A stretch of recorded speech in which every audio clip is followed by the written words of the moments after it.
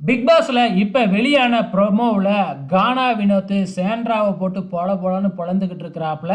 அதாவது இப்ப சாண்ட்ரா ஒரு கேம் விளையாண்டுகிட்டு இருக்காங்க இல்லையா? அதாவது சிம்பத்தி கேம் விளையாண்டுகிட்டு இருக்கிறாங்க.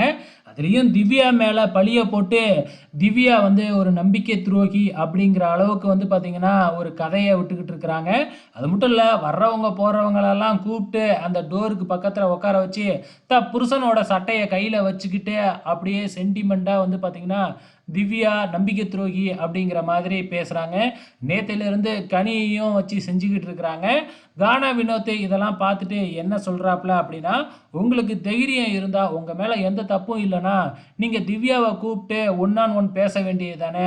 அதுக்கு வக்கு இல்ல, பயந்துகிட்டே இப்படி வர்றவங்க போறவங்க கிட்டலாம் வந்து பார்த்தீங்கன்னா, புலம்பிக்கிட்டும், அழுதுகிட்டும் சிம்பத்தி கேம கிரியேட் பண்ணிக்கிட்டு இருந்தா, இது என்ன கேமா? இல்ல வேற என்ன? அப்படிங்கிற மாதிரி வந்து நம்ம கானா வினோத் விக்கல்ஸ் விக்ரம் கிட்ட சொல்றாங்க. அது மட்டும் இல்ல, நாம ஏதாச்சும் சொன்னா, அதுக்கு சாண்ட்ரா என்னென்னலாம் பண்றாங்க அப்படிங்கிறதையும் செஞ்சு காமிக்கிறாப்புல. ஆக மொத்தத்துல சாண்ட்ரா வந்து பங்கமா நெகட்டிவ் ரோல் போயிட்டு இருக்கு. வெயிட் பண்ணி பார்க்கலாம் இந்த வாரம் எலிமினேட் ஆவாங்களான்னு.